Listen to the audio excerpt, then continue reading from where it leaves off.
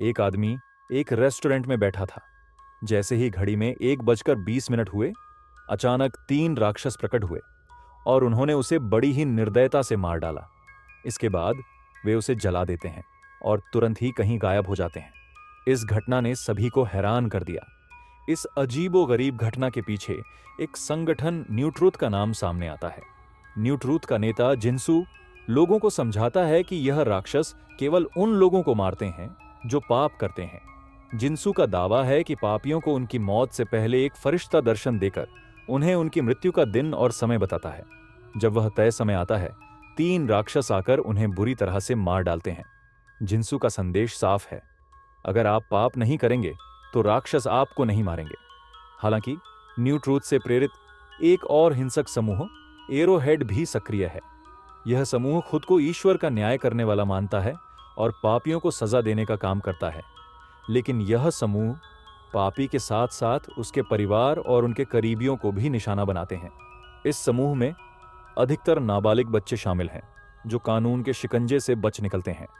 इस अनोखी और खौफनाक घटनाओं ने पुलिस विभाग में हड़कंप मचा दिया है। केस की जांच का जिम्मा ऑफिसर जिन और उनके जूनियर ऑफिसर पियो को सौंपा गया है। जिन्सू से पूछताछ के दौरान वह ऑफिसर जिन को बताता है कि जब वह 20 साल का था, तब तिब्बत यात्रा के दौरान उसने पहली बार इन राक्षसों को देखा था। वहां उसने किसी को उन्हीं राक्षसों के हाथों मरते हुए देखा। तभी से उसने पूरी दुनिया में घूम घूम कर उन राक्षसों और उनसे जुड़ी घटनाओं के बारे में जानकारी जुटानी शुरू कर दी। जिन्सू और उसके न्यू ट्रुथ ग्रुप के समर्थकों का दृढ़ विश्वास था कि यह सब भगवान की इच्छा है। उनका मानना था कि राक्षसों के जरिए पापियों को सजा देना ईश्वर की न्याय प्रक्रिया का हिस्सा है। वे पुलिस विभाग पर आरोप लगाते थे कि वह भगवान की मर्जी में हस्तक्षेप कर रहा है, जो अनैतिक और गलत है। ऑफिसर जिन का व्यक्तिगत जीवन भी इस पूरे मामले से प्रभावित था। सालों पहले एक व्यक्ति ने उनकी पत्नी की हत्या कर दी थी। उस हत्यारे को केवल 6 साल की सजा हुई और वह जल्द ही जेल से रिहा होकर आजादी से घूम रहा था।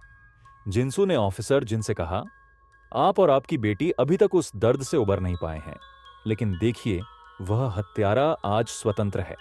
भगवान अब ऐसे लोगों को अपनी न्याय प्रक्रिया के तहत सजा दे रहा है और इसमें कुछ भी गलत नहीं है। इस बीच एरोहेड ग्रुप का एक कट्टर समर्थक अक्सर यूट्यूब पर लाइव स्ट्रीम करता था। वह पापियों को अपमानजनक और भड़काऊ बातें कहता और भगवान के नाम पर उनकी कड़ी आलोचना करता था। इसी दौरान एक महिला पार्क, जो एक साधारण गृहिणी थी, उसको उसके जन्मदिन पर एक फरिश्ता दर्शन देता है। वह फरिश्ता उसे बताता है कि किस तारीख और समय पर उसकी मृत्यु होगी। यह पूरी घटना पार्क के बच्चों के मोबाइल में रिकॉर्ड हो जाती है। भयभीत और असमंजस में पड़ी पार्क पुलिस विभाग के पास जाकर यह सब बताती है। इस मामले में पुलिस और न्यू ट्रुथ के अध्यक्ष जिन्सू की राय एक जैसी थी। वे चाहते थे कि पार्क की मौत पूरी दुनिया में लाइव टेलीकास्ट हो। उनका तर्क था कि इससे लोगों में डर पैदा होगा और वे पाप करने से बचेंगे। इसके बदले पुलिस और न्यू ट्रुथ ग्रुप ने पार्क को यह आश्वासन दिया कि उसके बच्चों की पूरी जिम्मेदारी वे उठाएंगे। पार्क अपने बच्चों के भविष्य की खातिर इस शर्त को मानने पर मजबूर हो जाती है। इस खबर को मीडिया ने हवा दे दी और यह पूरी दुनिया में आग की तरह फैल गई। अब हर कोई पार्क की मौत के लाइव टेलीकास्ट का इंतजार कर रहा था। जूनियर ऑफिसर पियो गुपचुप तरीके से एरोहेड ग्रुप का समर्थक था। वह एरोहेड के लाइव स्ट्रीम करने वाले सदस्य को गृहिणी महिला पार्क के बच्चों के बारे में बता देता है, जिससे उनके जीवन पर खतरा मंडराने लगता है। स्थिति की गंभीरता को भांपते हुए पुलिस विभाग तुरंत कार्रवाई करता है और पार्क के बच्चों को एक सुरक्षित स्थान पर भेज देता है। उधर ऑफिसर जिन की बेटी भी न्यू ट्रूथ ग्रुप से जुड़ी हुई थी। यह बात ऑफिसर जिन को बिल्कुल भी पसंद नहीं थी, क्योंकि वह जिन्सू की विचारधारा और उसके संगठन को पूरी तरह खारिज करता था। लेकिन जिन्सू ऑफिसर जिन की बेटी के करीब पहुंचने में सफल रहता है और उसकी मां के हत्यारे को सजा देने में उसकी मदद करता है। ऑफिसर जिन की बेटी उस हत्यारे को बुरी तरह पीटती है और जिन्सू के साथ मिलकर उसे जिंदा जला देती है। अब वह समय आता है जब गृहिणी महिला पार्क की भविष्यवाणी पूरी होनी थी। इस घटना को लाइव देखने के लिए बड़ी संख्या में लोग इकट्ठा होते हैं। मीडिया कवरेज अपने चरम पर होती है और कई धनवान लोग अपनी पहचान छुपाकर इसे करीब से देखने आते हैं। पुलिस विभाग भी उन 3 रहस्यमयी राक्षसों को पकड़ने की योजना बना चुका होता है।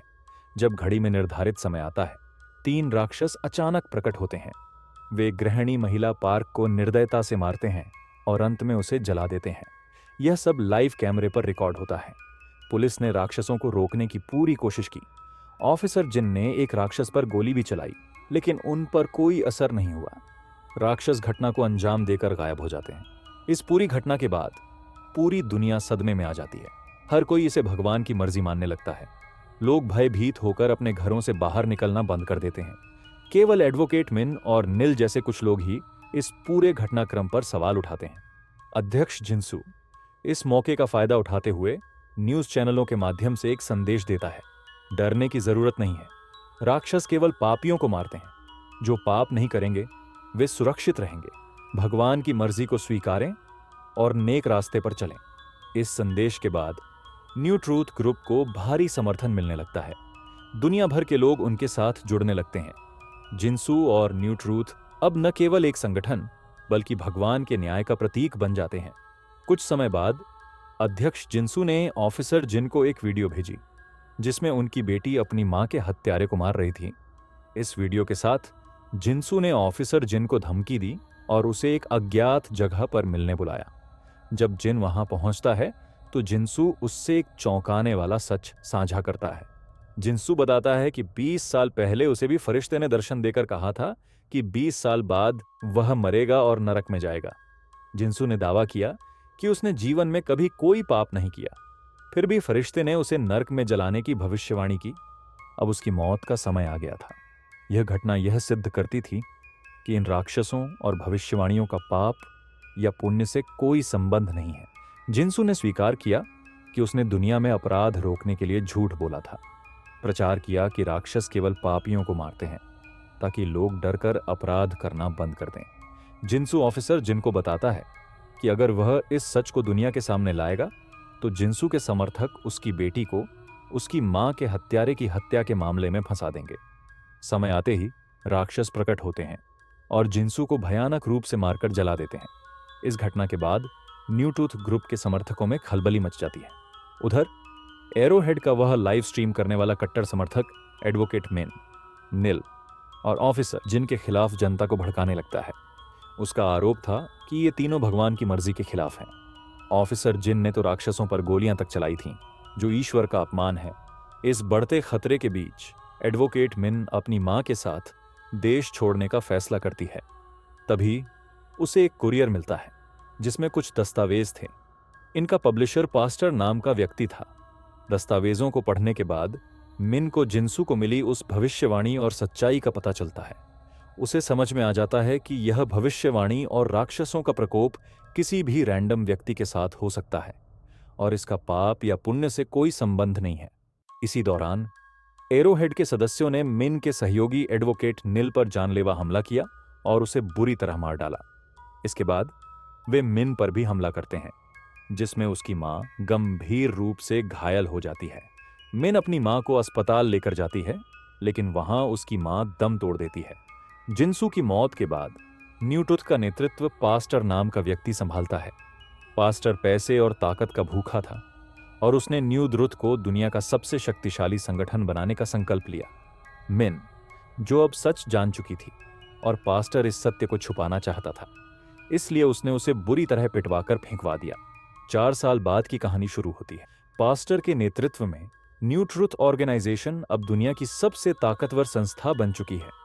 जो लोग राक्षसों की दर्दनाक सजा से बचने के लिए आत्महत्या करने की कोशिश करते हैं, उन्हें भी राक्षस जीवित करके उन्हें वही भयानक सजा देकर मारते हैं। जहां पर गृहिणी महिला पार्क को राक्षसों ने मारा था, उस जगह को पास्टर ने एक संग्रहालय में बदल दिया है। एक विज्ञापन कंपनी का प्रोड्यूसर आज ही एक नवजात बच्चे का पिता बना है। अस्पताल में वही फरिश्ता उसके नवजात बच्चे की भविष्यवाणी करता है कि 3 दिन बाद ठीक 3 बजे उसकी मौत हो जाएगी। यह दृश्य बच्चे की मां अपने फोन में रिकॉर्ड कर लेती है, जिससे यह साबित हो जाता है कि भविष्यवाणियां और राक्षसों की घटनाएं किसी भी व्यक्ति के साथ हो सकती हैं। यंग जब अपनी पत्नी और बच्चे से मिलने के लिए जा रहा होता है तो रास्ते में एरोहेड वाले उसे परेशान करते हैं। उसी दौरान यंग का सामना अपनी कंपनी के एक कर्मचारी से होता है, जिसे भी फरिश्ते ने नरक जाने का समय बता दिया है और अब उसका मरने का समय आ चुका है। यह व्यक्ति नहीं चाहता कि उसकी मौत के बाद लोग उसे पापी समझें और उसके परिवार को शर्मिंदगी झेलनी पड़े। इसलिए वह गुपचुप तरीके से मरने की तैयारी कर चुका है। इस काम में स्यूडो नाम की एक गुप्त एजेंसी उसकी मदद करती है। स्यूडो का काम है ऐसे लोगों को मरने के बाद उनकी लाश ठिकाने लगाना, ताकि उनके परिवार की बदनामी ना हो। इस एजेंसी की अध्यक्ष और कोई नहीं बल्कि वकील मिन ही है, जो 4 साल पहले हुई घटना से बच गई थी। समय आता है और राक्षस कर्मचारी को मार देते हैं। स्यूडो एजेंसी उसकी लाश को चुपचाप गायब कर देती है। इसके बाद स्यूडो के लोग प्रोड्यूसर यंग को धमकी देते हैं कि अगर उसने इस पूरी घटना के बारे में किसी को बताया तो वह और उसका परिवार भी उनकी सजा से नहीं बच पाएंगे। वह प्रोड्यूसर यंग अपनी पत्नी से मिलने अस्पताल जाता है, जहां उसे पता चलता है कि उसके नवजात बच्चे को भी नरक में जलाने की भविष्यवाणी मिल चुकी है। यह खबर उसे गहरे सदमे में डाल देती है। इस बीच न्यू ट्रूथ संगठन के सदस्य एक एड कंपनी के कर्मचारी की रहस्यमयी गुमशुदगी की जांच कर रहे होते हैं, लेकिन उन्हें कोई ठोस सुराग नहीं मिल रहा होता। तभी न्यू ट्रूथ के एक सदस्य डेकन यूजी को वहां स्यूडो कंपनी का एक कार्ड गिरा हुआ मिलता है। इसी दौरान एक अन्य व्यक्ति, जिसे नरक में जलाने की भविष्यवाणी मिली थी, स्यूडो कंपनी से मदद मांगता है, लेकिन वह खुद को बचाने के लिए न्यू ट्रूथ के पास जाता है और दबाव में स्यूडो कंपनी की पूरी सच्चाई डेकन यूजी को बता देता है। डेकन यूजी यह जानकारी पास्टर तक पहुंचाता है। जल्द ही उस व्यक्ति को 3 राक्षस आकर मार डालते हैं और उसे जलाकर नरक में भेज देते हैं। पास्टर न्यू ट्रूथ को स्यूडो कंपनी के खिलाफ कार्रवाई करने का आदेश देता है। उधर अपने बच्चे को बचाने की चिंता में डूबा यंग स्यूडो कंपनी के एक सदस्य प्रोफेसर से मिलता है। प्रोफेसर उसे मिन नाम की एक महिला से मिलवाता है। मिन यंग से आग्रह करती है कि वह अपने बच्चे की मौत को दुनिया के सामने लाइव दिखाने की अनुमति दे। उसका मानना है कि इससे दुनिया को यह समझ आएगा कि जिन्हें नरक में जलाने की धमकी मिलती है वे पापी नहीं होते। प्रोफेसर यंग को अपनी दर्दनाक कहानी सुनाता है कि कैसे उसकी निर्दोष बेटी को सिर्फ 10 सेकंड का समय देकर राक्षसों ने मारकर नरक में भेज दिया था। यह सुनकर यंग हिल जाता है। मिन की बात पर विचार करने के लिए वह कुछ समय मांगता है और घर लौट आता है। दूसरी तरफ डेकन यूजी एरोहेड की मदद से स्यूडो कंपनी के बारे में गहराई से छानबीन करता है। उसे पता चलता है कि स्यूडो कंपनी की हेड मिन है। जांच के दौरान वह एक स्यूडो मेंबर को पकड़ता है और उसे क्रूरता से टॉर्चर करता है। टॉर्चर के दबाव में वह मेंबर प्रोफेसर के बारे में सब कुछ उगल देता है। डेकन यूजी प्रोफेसर की कार को ट्रैक करता है और इसी से उसे मिन के छुपने की जगह का पता चल जाता है। डेकन यूजी मिन तक पहुंचने के पहले प्रोफेसर को जिंदा जला देता है। इसके बाद वह मिन को पकड़ने की कोशिश करता है, लेकिन मिन उसकी योजना को भांप लेती है और किसी तरह मुश्किल हालात से बचकर भाग निकलती है। अगले दिन प्रोड्यूसर यंग की पत्नी अपने बच्चे को बचाने की कोशिश में न्यू ट्रूथ के पास पहुंचती है। जब न्यू ट्रूथ को पता चलता है कि एक नवजात शिशु को नरक में जलने की भविष्यवाणी मिली है, तो वे स्तब्ध रह जाते हैं। उनका पूरा प्रचार इस पर आधारित था कि केवल पापियों को ही ऐसी भविष्यवाणियां मिलती हैं। घबराहट में वे यंग की पत्नी से बच्चा छीनने की कोशिश करते हैं, लेकिन ऐन वक्त पर स्यूडो कंपनी के लोग वहां पहुंचकर मां और बच्चे को बचा लेते हैं। स्यूडो वाले मां और बच्चे को सुरक्षित अपनी छिपी हुई जगह पर ले जाते हैं और लाइव स्ट्रीमिंग करने वाले व्यक्ति के पास पहुंचते हैं। यह व्यक्ति भी पहले न्यू ट्रूथ के साथ था, लेकिन उसे भी नरक में जलने की भविष्यवाणी मिली थी, जबकि उसने जीवन में कोई पाप नहीं किया था। इस कारण वह न्यू ट्रूथ को छोड़कर स्यूडो वालों के साथ जुड़ गया। उसकी मृत्यु का समय नवजात शिशु की मृत्यु के 5 मिनट बाद का तय था।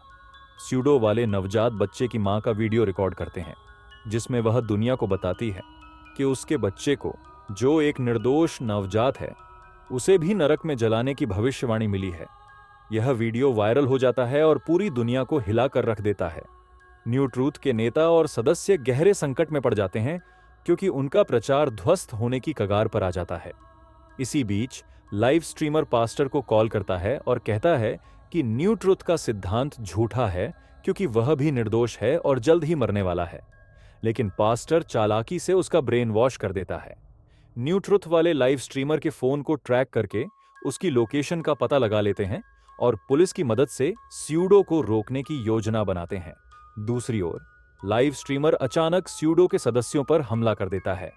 इस अफरा तफरी के दौरान यंग की पत्नी अपने नवजात बच्चे को लेकर बाहर निकल जाती है। सड़क पर पहुंचकर वह लोगों के सामने रोते हुए बताती है कि उसका बच्चा बिल्कुल निर्दोष है, लेकिन फिर भी उसे नरक में जलाने की सजा मिलने वाली है। वह अपना बच्चा जमीन पर रख देती है और उसी पल 3 राक्षस प्रकट होते हैं। दोनों पति पत्नी अपने बच्चे को बचाने के लिए उन राक्षसों से डटकर संघर्ष करते हैं। इस बीच आसपास के लोग इस घटना को रिकॉर्ड कर रहे थे और लाइव स्ट्रीम भी कर रहे थे। अपने बच्चे की रक्षा करने के लिए पति पत्नी उसे ढक लेते हैं ताकि राक्षस उसे नुकसान न पहुंचा सकें। लेकिन तीनों राक्षस उन पर हमला करते हैं, जिससे दोनों पति पत्नी जलकर मर जाते हैं। हालांकि उनका बच्चा इस घटना में सुरक्षित बच जाता है। उसी समय लाइव स्ट्रीम कर रहे व्यक्ति की मौत का समय भी आ जाता है और राक्षस उसे भी मारकर जला देते हैं। यह घटना पूरी तरह से लाइव प्रसारित होती है। न्यू ट्रुथ संगठन के लोग घटनास्थल पर पहुंचते हैं, लेकिन इस घटना के बाद न्यू ट्रुथ पर से लोगों का विश्वास डगमगाने लगता है। फ्रस्ट्रेशन में डेकन यूजी एक बूढ़े व्यक्ति पर हमला करता है, जिसके चलते पुलिस उसे गिरफ्तार कर लेती है। इसी बीच मिन उस बच्चे को लेकर वहां से भाग जाती है। घटनाओं का सिलसिला यहीं नहीं रुकता। अचानक वही गृहिणी पार्क, जो पहले मर चुकी थी, पुनर्जीवित हो जाती है।